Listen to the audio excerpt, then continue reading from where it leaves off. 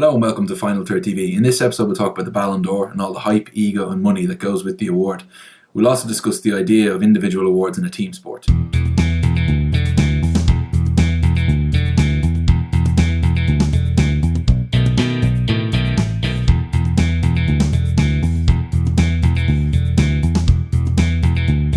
With me to discuss FIFA's non-footballing flagship event is Conor Kelly.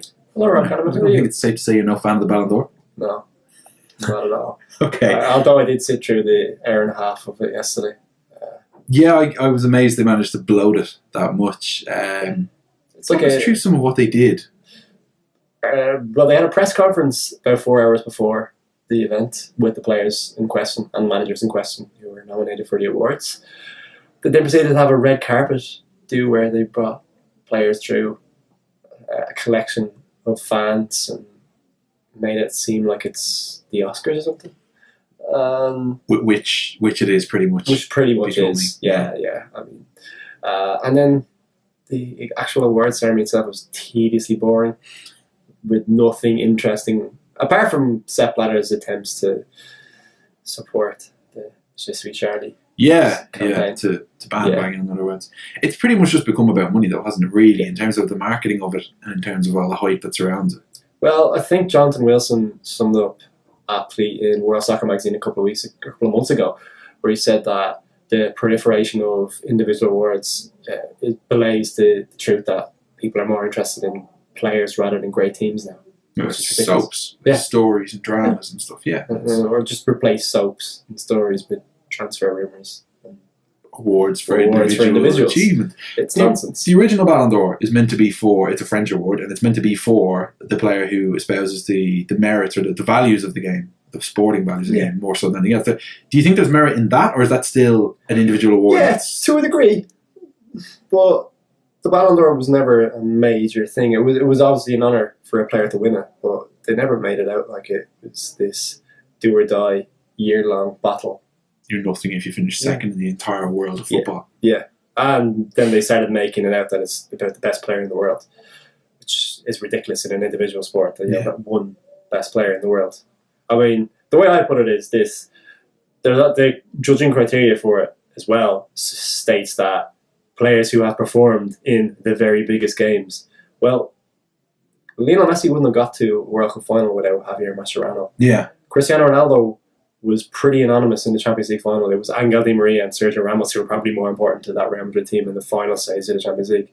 So to pin all the success on both of those players, I think, is just ludicrous. But like you say, with the modern fan culture and the way things are gone, it is all about Ronaldo. So even when he's not scoring or not performing for Portugal at the World Cup, we've seen RTE, Bill Hurley turn around saying, was it Ronaldo's fault for not digging them out?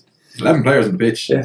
Plenty of them on the bench too. I suppose there's a system that is in place to get the best out of every player. So. It's also ludicrous that you were saying this earlier, that players and managers openly vote, because otherwise we know FIFA would corrupt it, but openly vote for their choices. So they vote for friends. To vote for mates. It's ludicrous. And I just think that the way I would phrase this would be that, do you remember Zinedine Zidane, or how many Ballon d'Ors Zinedine Zidane won? I actually didn't know he'd won one.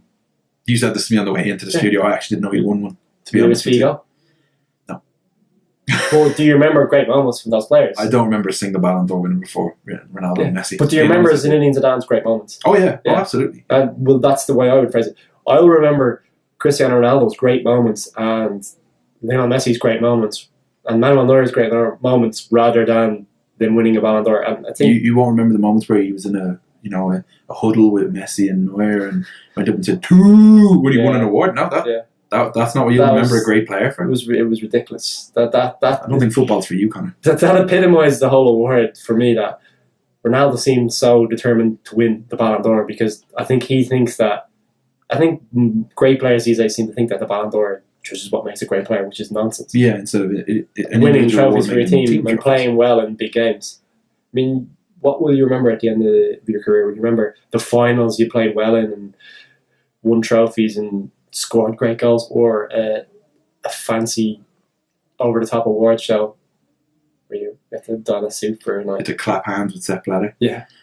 In a way, though, Ronaldo's reaction does epitomise what the Ballon d'Or has been gearing towards all along, which is ego and the celebration of the self rather than the team. Yeah. because he'll be able to pile up all these nice golden balls in his possibly large trophy cabinet, and they're about him. They're about Cristiano Ronaldo, they're about Lionel Messi, they're about what they've won. Well, because Messi has 4, Ronaldo automatically wants 4. But it should never have got to the point where we're counting how many Ballon d'Ors someone has. I'd rather count how many Champions League trophies they've won, which is 2 apiece, by the way, which is more important. Yes, and that's I'd rather be squared on that than Ballon d'Ors. Yeah, another way I phrased it to a mate today was, ask any one of the 23 German World Cup winning players if they would trade their World Cup medal for the Ballon d'Or. I would be shocked if any of them said they would. No, I honestly would swap it. No. As for individual awards in sports, team sports, obviously, what's your take on that? Is there a window where we should allow these things to happen, or is there a reason that they should happen, or should they just be done away with altogether? I like the idea of man of the match because it does reward players who had an outstanding game to a degree. Yeah, to make a whole calendar year based around an individual award when football is a team game and they market all the other tournaments and trophies as important. You're devaluing the Champions League or league titles or the World Cup by having an individual award, the centerpiece of the year. It kind of devalues it as well that it's the same players all the time. I know they're phenomenal players and they're great, but it's sort of turned it into a personal two-way. Yeah. And they pick a third wheel every year who awkwardly has to state his case and pretend that he thinks he'll win. Pretend like he has a chance. Yeah. That's the unfortunate part. So there you have it. Conor's no fan of the Ballon d'Or, and frankly, he speaks for all of us at the Final Third. Subscribe to us on YouTube to catch every single episode of Final Third TV. You can catch all our podcasts on iTunes and SoundCloud, and our website, thefinalthirdpodcast.net. You can get in touch with us on Facebook and Twitter at @the_final_third. Thanks for watching.